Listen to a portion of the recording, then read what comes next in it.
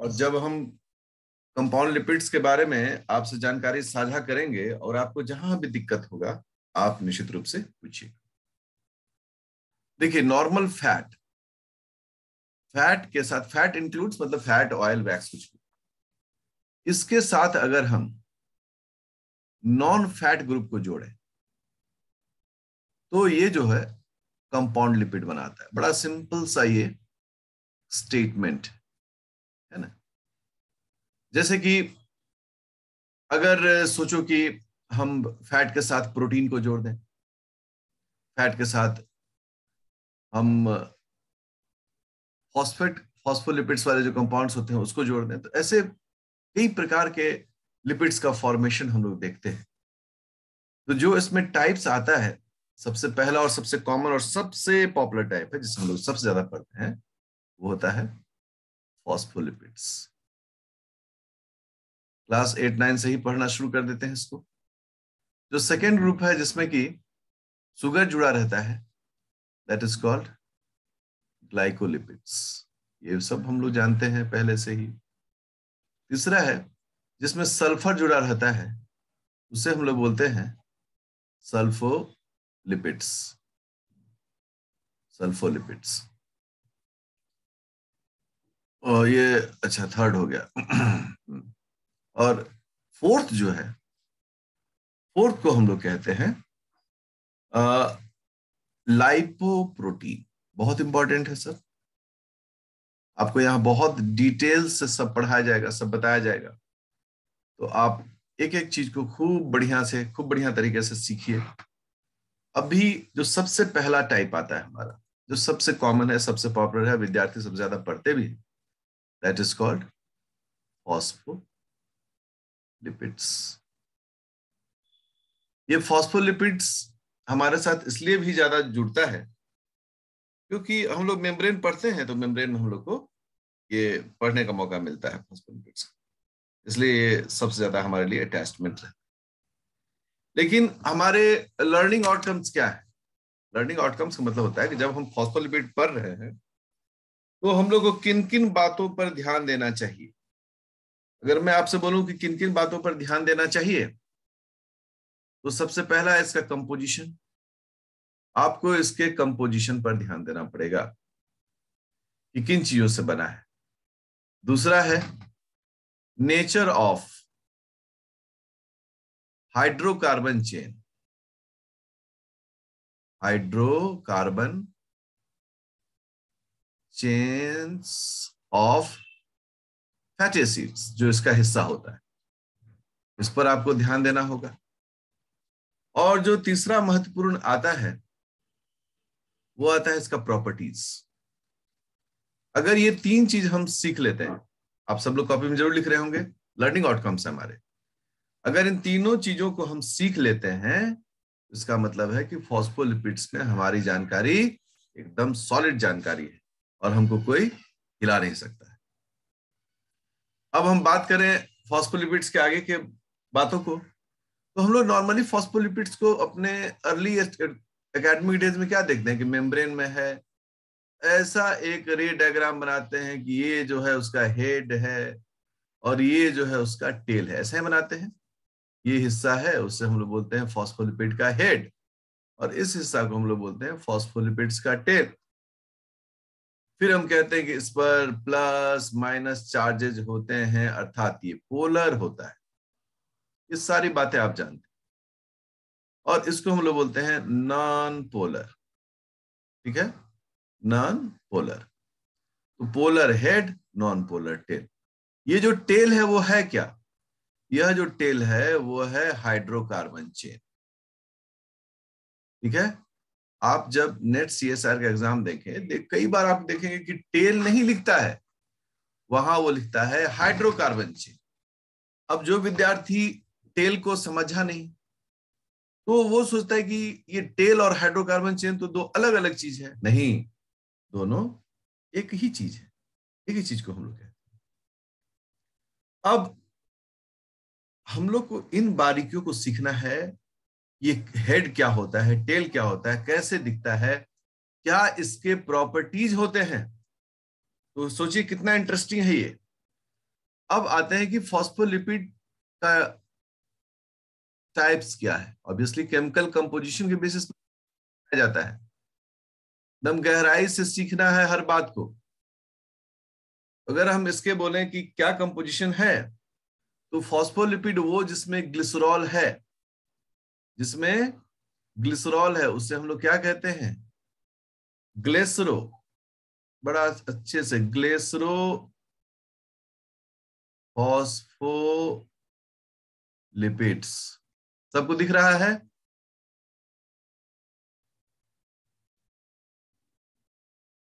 और दूसरा होता है स्फिंगो फॉस्फोलिपिड्स। ठीक है, तो दो प्रकार के फॉस्फोलिपिड बटे गए, जिसमें ग्लिसरॉल होता है वो ग्लिसरोफॉस्फोलिपिड्स, और जिसमें स्फिंगोसाइन होते हैं। कैसे होते हैं, मन में सवाल सब क्या आया होगा, कैसे हो जाता है सर ये, क्या है इसमें डिफरेंस? बिल्कुल देखेंगे हम लोग। अगर एक बेसिक कंस्ट्रक्शन देखें, बेसिक कंस्ट्रक्शन किसका, फॉस्फोलिपिड्स का है। तो बेसिक कंस्ट्रक्शन ऑफ फॉस्फोलिपिड्स में हमको क्या क्या मिलता है, तो हमारे हाथ में आंसर होता है कि बेसिक में जब हम देखते हैं तो सबसे पहले हमको मिलता है ग्लिसरोल, फिर उसके साथ मिलता है हमको 3 मॉलिक्यूल्स ऑफ फैटी एसिड्स, फिर हमें मिलता है एक मॉलिक्यूल फॉस्फेट, और फिर मिलता है हमको अल्कोहल का भी एक मॉलिक्यूल। ये 4 कंस्टिट्यूएंट है, क्योंकि आप सब पहले पढ़े हुए हैं तो आपके दिमाग में ये सारी बातें आ जा रही होंगी, हमें तो इनको रिकॉल करना है। Glycerol, 3 molecules of fatty acids, phosphate molecule and alcohol molecule. अगर ये सभी जुड़ जुड़ जाएं तो हम लोग बोलते हैं कि ये फॉस्फोलिपिड्स बनाता है, फॉस्फोलिपिड्स। ठीक है, फॉस्फोलिपिड्स। ग्लिसरॉल की जगह दूसरा क्या कंस्टिट्यूएंट हो सकता है, एस्फिंगोसाइन। अगर एस्फिंगोसाइन आ गया, उसके साथ भी fatty acid, phosphate and alcohol होता है, इसलिए दो तरह का यहां बांटा मैंने, ग्लिसरोफॉस्फोलिपिड्स एंड एस्फिंगोफॉस्फोलिपिड्स। तो कभी भी आपसे पूछे कोई कि फॉस्फोलिपिड्स कितने प्रकार के, आपका जवाब होगा फॉस्फोलिपिड्स 2 प्रकार का, ग्लिसरोफॉस्फोलिपिड्स एंड एस्फिंगोफॉस्फोलिपिड्स। अब आगे बढ़ते हैं, और आगे बढ़ने पर अगर हमें सबका स्ट्रक्चर देखना हो तो सबसे पहले ग्लिसरॉल। ग्लिसरॉल का स्ट्रक्चर ऐसा होता है,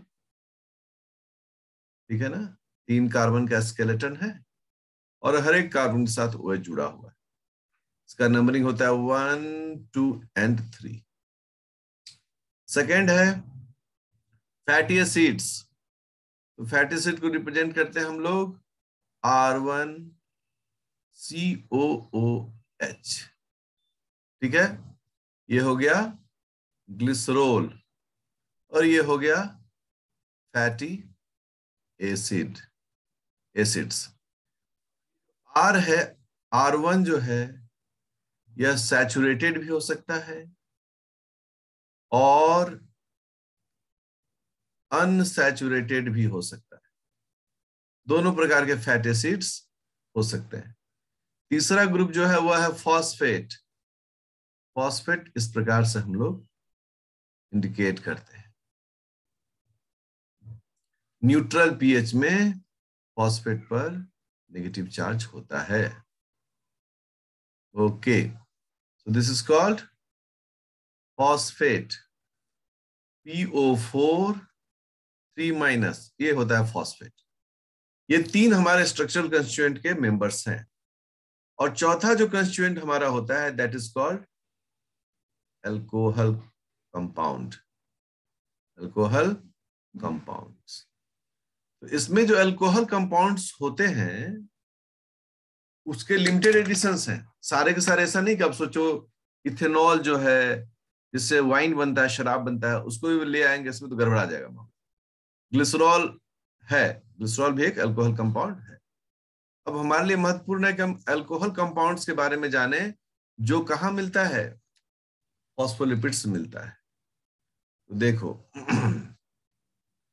सबसे पहला जो ग्रुप है हम लोग यहां लिख दें, एक एक चीज को बढ़िया से सीखेंगे, ठीक है। अल्कोहल कंपाउंड्स, तो पहला जो ग्रुप है इसमें उसे हम लोग बोलते हैं एमाइन कंटेनिंग, एमाइन कंटेनिंग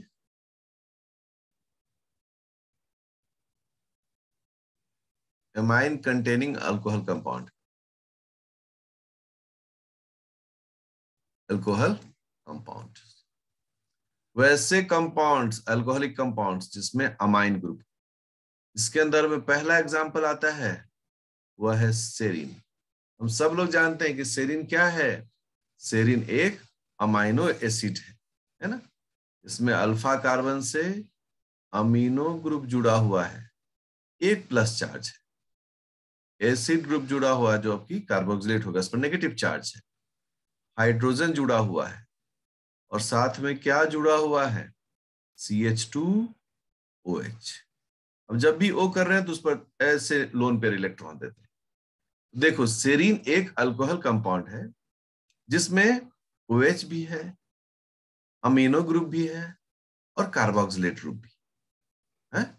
इसका यूज करता है बायोलॉजी में। अब देखो क्योंकि ये आसानी से मिल जाता है सेल में, तो सेल इसका यूज करता है। दूसरा जो एग्जाम्पल है अमाइन कंटेनिंग, वह है इथेनोलामाइन। इथेनोलामाइन, दोनों में नाम से पता चलता है कि अमाइन है। अब इथेनोलामाइन की बात आती है तो इथेनॉल में हम लोग को एमिनो ग्रुप जोड़ना होता है। देखो CH2 CH2 NH3,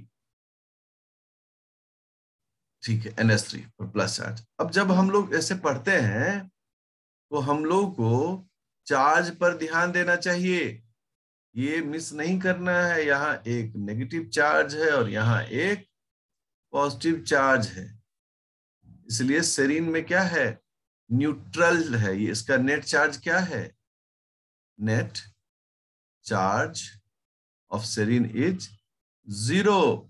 लेकिन वही इथेनोलामाइन का नेट चार्ज क्या है, इसका नेट चार्ज है +1। ये सब भी याद रखना है, ये सब ब्लेड की धार की तरह नॉलेज को तेज करता है। शार्प ऑब्जर्वेशन एक विद्यार्थी के लिए क्या होता है, बहुत तीखा ऑब्जर्वेशन होना चाहिए। वो पढ़ते वक्त में सिर्फ कंटेंट को नहीं देखता है बल्कि उसके अंदर कौन सी बातें छिपी हुई हैं उसको भी वो देखना और जानना चाहता है। अब दो तो हो गया, सेरीन और इथेनोलामाइन। अगला जो ग्रुप है वह ग्रुप है, सेकेंड ग्रुप जो है ऐसे अल्कोहलिक ग्रुप का, वो वैसे ग्रुप हैं जिनमें non amine alcohol, non amine alcohol compounds. Non amine alcohol compounds में आता है कौन, तो कोलिन आता है। कौन आता है, कोलिन। कोलिन का एग्जांपल देखो, स्ट्रक्चर देखोगे, OH ग्रुप तो है ही, CH2 और N के साथ, नाइट्रोजन के साथ 3 मिथाइल ग्रुप है। इसका अभ्यास आपको करना चाहिए। इस पर भी एक प्लस चार्ज है, इसलिए कोलिन पर भी नेट चार्ज क्या होगा, +1 होगा। इसको दिमाग में याद रखना है। इसके अलावा आइनोसिटोल, ये सेल सिग्नलिंग में बहुत महत्वपूर्ण हिस्सा अपनाता है, मेम्ब्रेन में इसकी जगह होती है। तो आइनोसिटोल को भी जानना बहुत जरूरी होता है, अगर इसको मिस कर जाएंगे तो फिर मामला गड़बड़ हो जाता है। देखो ये हेक्सागोनल रिंग है, ठीक है ना। ये जो है साइकिल कैसा है, हेक्सागोनल साइकिल है। ये ग्लूकोज नहीं है, है? और इसके स्ट्रक्चर में क्या होता है, यहाँ पर पहले कार्बन पर ये बीटा टाइप होता है, OH ऊपर, फिर हर एक कार्बन पर OH होता है। और हम बताते हैं हमेशा कि जितने OH उतने हाथ, और जितना हाथ उतना साथ, उतना कॉम्बिनेशन हो सकता है। ओके, तो आप कभी भी इसको भूलिए नहीं। देखिए ये जो है वो क्या है, आइनोसिटोल है। और जितने OH हैं, इसको अगर हम कलर से घेर दें, कितने एक्टिव ग्रुप्स हैं इसके पास, देख लो। एक एक्टिव ग्रुप, दो एक्टिव ग्रुप, तीसरा एक्टिव ग्रुप, चौथा एक्टिव ग्रुप, पांचवा एक्टिव ग्रुप, और अच्छा छठवां छोड़ ही दिए थे हम, तो गड़बड़ हो जाएगा भाई। ये हमको थोड़ा करेक्ट करना पड़ेगा इसको, तो हम तो सोचे वहीं पर छठा हो गया, लेकिन छठा तो यहाँ है नहीं। ठीक है ना, अभी हम इसको वापस करेक्ट कर देते हैं। हाँ देखिए, ये H ऊपर OH, ये नंबर 5 हो गया, और नंबर 6 जो है वहां पर OH नीचे और H ऊपर चला जाएगा। आप गौर करेंगे कि इसमें कितने सक्रिय ग्रुप हैं, कितने सक्रिय ग्रुप हैं, 6 हैं। अच्छा, हम हमेशा बोलते हैं कि हर एक ऑक्सीजन पर एक लोन पेयर इलेक्ट्रॉन दे दो। ये बड़ा बदमाश है लोन पेयर इलेक्ट्रॉन, बहुत तरह के रिएक्शंस को कंडक्ट करता है ये। देखिए देखिए देखिए, तो कितना सक्रिय है, जबकि कोलिन में देखोगे तो कितने ऐसे सक्रिय ग्रुप हैं, सिर्फ एक ग्रुप है, एक OH है। और आइनोसिटोल में कितने हैं, 6 हैं।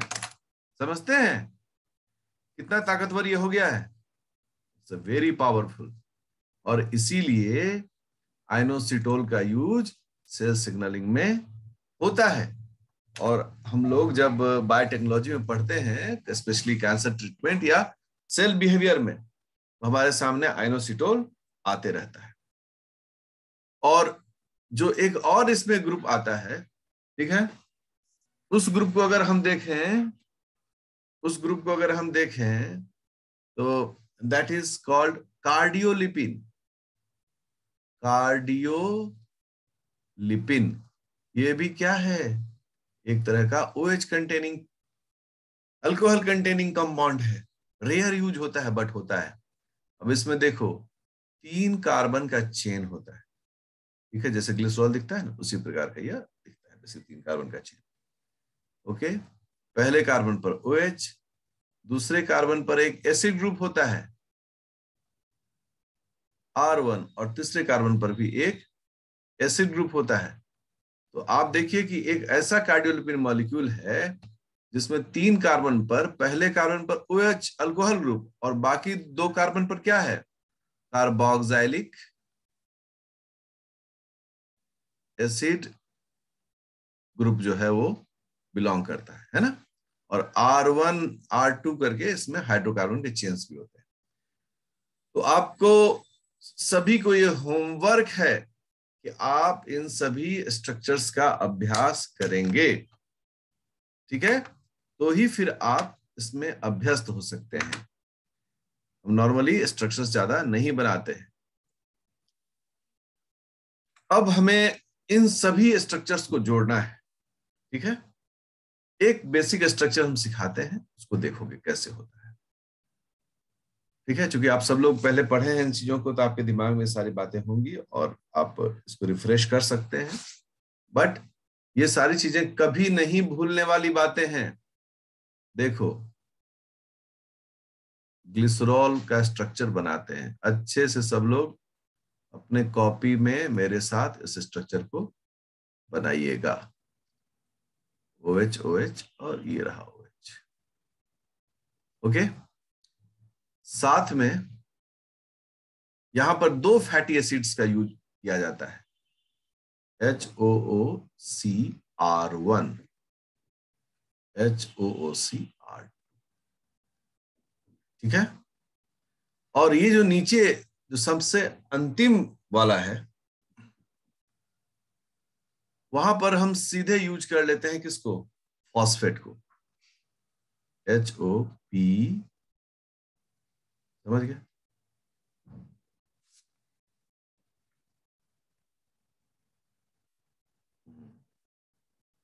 वो छोटा डायग्राम बना दे रहे हैं। ओके, और इस फॉस्फेट से हम जोड़ देते हैं किसी को भी, कोलिन को जोड़ देते हैं। ठीक है, मेरे साथ सब लोग कलम चला रहे होंगे। जिनको याद होगा उनको याद आ जा रहा होगा कि अच्छा, तो हम बनाए हैं पहले। इसमें सभी पार्टिसिपेंट हैं। अब यह OH और ये H। अच्छा, अभी जो लोग मेरे प्रीवियस क्लास किए हैं, मैं उसका वीडियो भी शेयर करूंगा। एसिड ग्रुप का ही OH यूज होगा, इसका हो सकता है इसी का यूज होगा, H यूज होगा। जब तो हम बहुत 12th में थे तो हमारे टीचर ऐसे बताया तो हम समझ नहीं आया कि ऐसा क्यों होगा, क्योंकि एसिड को हम लोग क्या कहते हैं, जो प्रोटॉन डोनेट करता है। लेकिन बाद में समझ में आया कि ये तो न्यूक्लियोफिलिक अटैक के कारण ऐसा होता है। यहां पर भी ये H और ये OH। ठीक है, यहां पर भी ये OH और ये H। ठीक है, और यहां पर भी ये H और ये OH। हो गया। कितने वाटर मॉलिक्यूल निकले, सब लोग बताइए मुझे। 4। 4, बिल्कुल सही कहा। 4। 4 वाटर मॉलिक्यूल्स। और इसके बाद जो हमारा कंपाउंड तैयार हो जाएगा, हमेशा बोलते हैं लर्न लाइक अ चाइल्ड, एक बच्चे की तरह सीखो। कैसे सीखो, जैसे एक छोटा बच्चा हर कुछ बनाता है, तो सीखने के दरमियान में सब कुछ बनाना चाहिए, और जब आप सीख जाए तो फिर शॉर्टकट आप कर सकते हैं। अभी आपके पास सीखने की बारी है, तो आप देखिए कि आप कितने अच्छे से इसको बना सकते हैं। ठीक है, एकदम आप भी सब मेरे साथ इस स्ट्रक्चर को बना रहे हैं, बनाते चलिए। सिर्फ दर्शक नहीं रहना है, कार्यकर्ता बनना है, मेरे साथ काम करना है। मैं डिजिटल व्हाइट बोर्ड पर हूं और आप लोग फिजिकल कॉपीज पर हैं। हाँ, प्लस 4 मॉलिक्यूल्स ऑफ वाटर। देखिए ये बन के तैयार। अब जब बन के तैयार हो गया तो मेरा कुछ सवाल है। देखो मैं सवाल को 1 2 3 4, ये 4 जगह जो बॉन्ड्स बना है, इन बॉन्ड्स का नाम क्या होगा? Ester bond. चलिए बढ़िया। तो 1 और 2 सबको दिख रहा है? चलो इसको रेड करते हैं। 1 और 2 को हम लोग क्या कहते हैं? Ester bond. ठीक है। 3 और 4 को क्या कहते हैं? Phosphodiester bond. बात समझ में आ गई? Got it? तो इसमें अब ये यही देखो क्या है ना, आप सब लोग पढ़ते हैं, पढ़े होंगे, लेकिन हम इन छोटी छोटी बातों को इग्नोर करके निकल जाते हैं। और मेरा काम क्या है कि आपको बताना कि देखो इन सब बातों पर ध्यान रखो। नेट JRF सेलेक्ट होने के पीछे जो कारण होता है वो होता है कि तीखापन, आप कितने नॉलेज में आपकी तीखापन है, शार्पनेस है। अब आप गौर करें, मैं पूछूं कि कौन सा केमिकल रिएक्शन हुआ है यहां पर? जो बॉन्ड्स हैं 1 2 3 4, ये सारे न्यूक्लियोफिलिक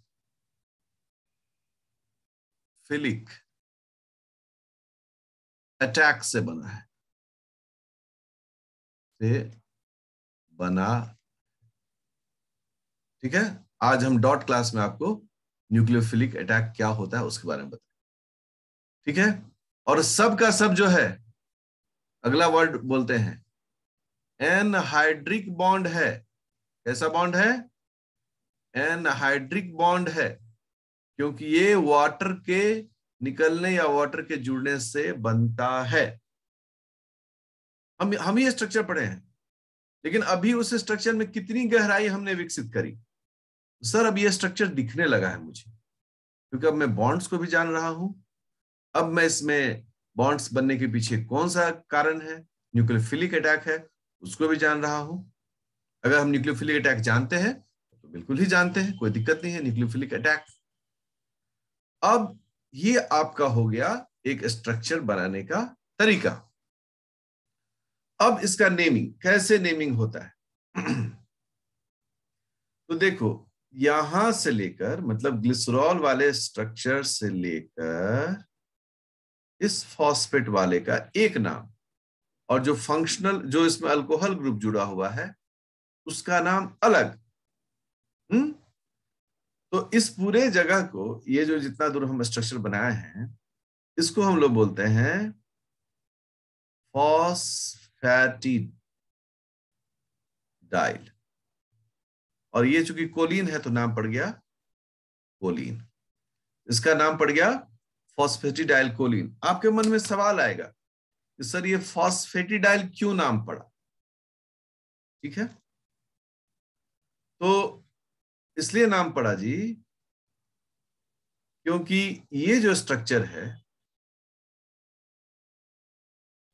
ठीक है, अब तो हम बना चुके हैं, आप भी समझ चुके हैं, तो मेरे स्पीड में आप साथ निभा सकते हैं। R1 R2 एक जैसा भी हो सकता है, डिफरेंट भी हो सकता है।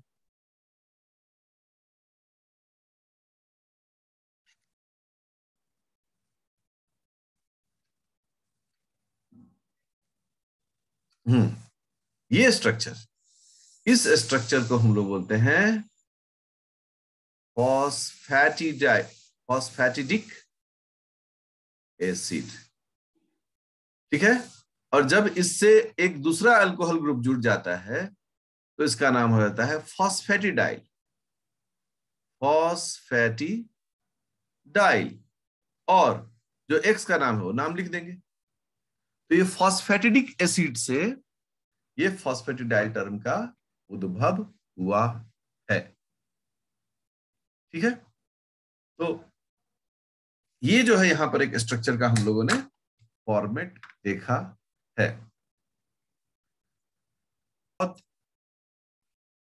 स्ट्रक्चर को बहुत गहराई से समझना है। जो विद्यार्थी इस स्ट्रक्चर में माहिर है वो खिलाड़ी हो जाएगा इस पूरे स्ट्रक्चर का, क्योंकि आप मेरे साथ पढ़िए और आप देखिए कि कैसे आप अपने आप को ग्रो कर रहे हैं स्ट्रक्चर के साथ, क्योंकि अभी इसमें बहुत सारा हिस्सा बाकी है। इसलिए एक एक कदम बढ़ा बढ़ाकर हम आपको सिखा रहे हैं। So learn with fun. अब जब यह स्ट्रक्चर है, इस स्ट्रक्चर में हमको क्या क्या ध्यान देना चाहिए? हमको ध्यान देना चाहिए कि इसमें कौन सा अल्कोहल ग्रुप जुड़ा हुआ, फर्स्ट पॉइंट। और दूसरा हमें देना चाहिए इसमें नेट चार्ज क्या है, ये दूसरा पॉइंट है। ये दोनों चीज अगर हम देखते हैं सेकंड पॉइंट, तो निश्चित रूप से हम इसमें दिखापन करेंगे। थर्ड जो पॉइंट है, तीसरा जो पॉइंट है, वह है इसमें types of fatty acid. Types of fatty acid, ये जो 3 पॉइंट अगर हम देख लें बाबू, इसका मतलब है कि हमने उस फॉस्फोलिपिड को पूरी तरह से सीख लिया है। अगर आप एक विद्यार्थी के रूप में अगर इन तीनों चीजों पर ध्यान नहीं देते हैं किसी फॉस्फोलिपिड में, तो मैं गारंटी कहता हूं ना तो फॉस्फोलिपिड समझ में आएगा, ना उसका स्ट्रक्चरल डायनेमिक्स समझ में आएगा, और ना ही उसका जो एप्लीकेशन होता है सेल मेम्ब्रेन में वो समझ में आएगा। और जब आप इन तीनों को समझेंगे, आपको अंदर से इतनी खुशी मिलेगी क्योंकि आपको समझ में आने लगा चीज, अरे ये क्या कह रहा है ना। एक मेरा विद्यार्थी था, वो जितनी बार नेट देता था उतनी बार हो जा रहा था, फिर 2 बार जेआरएफ दिया, 2 बार हो गया, अभी वो प्रोफेसर बन गई है विनोबा यूनिवर्सिटी में। तो जब वो क्लास में आई तो सबने पूछा कि आप दीदी बार बार देती हैं, कैसे हो जाता है? उन्होंने कहा मुझे एग्जामिनेशन समझ में आ गया, एग्जामिनेशन क्या मांगता है। तो मैं जो चीजें शेयर कर रहा हूं वो आपको एग्जामिनेशन क्या मांगता है उस डिमांड को समझने में मदद करेगा, इसलिए एकदम अच्छे से समझिए इन चीजों को। अब सबसे पहला है कि कौन सा ये है, सबसे पहला 1 तो हमने कहा कि कोलिन है। ठीक है, नाम पड़ गया फॉस्फेटाइल कोलिन। दूसरा मेरा सवाल है कि नेट चार्ज क्या है, तो नेट चार्ज एक -1 है और एक +1 है, यही 2 है। यहाँ और यहां पर एक माइनस, तो नेट चार्ज इज 0। और तीसरा हमसे सवाल लोगों ने पूछा कि कौन प्रकार का फैटी एसिड है। तो फैटी एसिड तो कोई भी हो सकता है, सैचुरेटेड, अनसैचुरेटेड, अभी इसकी चर्चा करते हैं, अभी उसकी तुरंत चर्चा हम करने जा रहे हैं। पहले इन सब चीजों को थोड़ा मिटा दें, थोड़ा भीड़ को हल्का कर दें, जो काम हो गया जिसका उसको हटा दें। इसको भी हम यहां से हटा दे रहे हैं। बढ़िया, गुड। अब देखिए, एक फॉस्फोलिपिड को जब हम लोग बनाते हैं स्ट्रक्चर, कैसे बनाते हैं? एक हेड है और 2 टेल है। अब हमको कोई पूछे कि इसमें हेड कहां है, हम बोलेंगे हेड, ये हेड है। सीख रहे हो सब लोग? सीख रहा है। This is called head of phospholipid. और पूछेगा टेल कहां है, बोलेंगे ये दोनों टेल है। तो आप बोलेंगे सर हेड और टेल सब एक ही डायरेक्शन में हम ऐसे बताते हैं। हाँ हाँ, कोई बात नहीं है, ये सभी सीखने के लिए ना, लर्निंग के लिए हमें कुछ डायग्राम्स बनाने होते हैं। तो देखो, ये हेड है और ये टेल है, और ये जो टेल है वो क्या है, ये R1 और ये है R2। ओ माय गॉड, अच्छा ये R1 R2 है। हाँ, अब मान लो कि R1 पर कितना बड़ा फैटी एसिड चेन है, उस पर डिपेंड करेगा। सीख रहे हो सब लोग? स्ट्रक्चर को सबको सीखना है।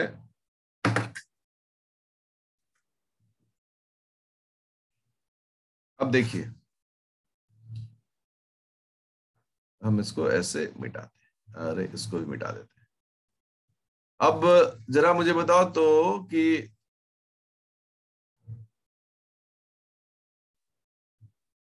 सबसे कॉमन जो फैटी एसिड होता है वो कौन सा होता है? बोलिए ना, बोलिए। ग्लिसरॉल। कौन सा एसिड? ग्लिसरॉल। नहीं, ग्लिसरॉल तो अल्कोहल हो गया ना। सबसे कॉमन जो fatty, palmitic acid. Palmitic acid. Palmitic. Palmitic acid में कितने कार्बन होते हैं? 16। यहाँ यहाँ कैसे बनता है? एक कार्बन यहाँ हो गया, 2 3 4 5 6 7 8 9 10 11 12 13 14 15 16। तो 16 हो गया। दूसरा भी हम पैल्मिटिक एसिड को ही लेते हैं। एक तो ये कार्बन हो गया, ये 2 3 4 5 6 7 8 9 10 11 12 13 14 15 16। अब आप देख लीजिए, ये आपके फैटी एसिड चेन हो गए। और दोनों फैटी एसिड चेन जो है वो किसके हैं? कौन से एसिड का है? पैल्मिटिक एसिड का। पैल्मिटिक एसिड्स दोनों है। तो जब रिएक्शन में पार्टिसिपेट करता है तो इसका नाम होता है पैल्मिटॉयल। एक ये सब चीज सीखना है। जैसे कैसे था फॉस्फेटिक एसिड, तो फॉस्फेडाइल। यहां पैल्मिटिक एसिड, पैल्मिटॉयल, इसका नाम पड़ गया पैल्मिटॉयल। इसका नाम क्या पड़ गया? देखो, ग्लिसरो 1,2 डाई पैल्मिटॉयल, ठीक है, फॉस्फोकोलिन। बोलेंगे बाप रे, इतना बड़ा नाम सर? हाँ जी, इतना ही बड़ा नाम। ग्लिसरो, ग्लिसरॉल, पहले और दूसरे पोजीशन पर, फर्स्ट एंड सेकेंड पोजीशन पर 2 पैल्मिटिक एसिड जुड़ा हुआ है, डाई पैल्मिटॉयल और फॉस्फोकोलिन। फॉस्फेट और कोलिन, जो नाम लिखा वही नाम लिखा है यहाँ पर, कुछ तो अलग से नाम हमने लिखा नहीं। जो फॉस्फेटिडाइल कोलिन है, उस फॉस्फेटिडाइल कोलिन को हम ऐसे लिख सकते हैं। और आप बिलीव करें, जब मैं आपसे भी क्वेश्चन, जब जैसे लिपिड खत्म होगा, मैं आपसे कुछ क्वेश्चन शेयर करूंगा जो प्रीवियस ईयर्स के हैं। सारे जगह ऐसे ही नाम करके पूछा है। विद्यार्थी बोलेगा हम तो आता है सर, बट ये नाम तो हमको नहीं आता है। नहीं आता तो भाई छट जाओ। ऑब्जेक्टिव एग्जामिनेशंस में क्या है कि वहां छांटना है लोगों को, वहां जोड़ना कहाँ है, वहां सिलेक्ट कहाँ करना, वहां रिजेक्ट करना है। 1 लाख विद्यार्थी बैठेगा, 500 विद्यार्थी का सिलेक्शन होगा। इसका मतलब होता है कि 99,500 विद्यार्थी रिजेक्ट होंगे आपको सिलेक्ट होना है, आपको तेज होना है। मैं आप ये सब चीज अभ्यास करवाऊंगा अभी, आप तनिक भी चिंता ना करें, ठीक है।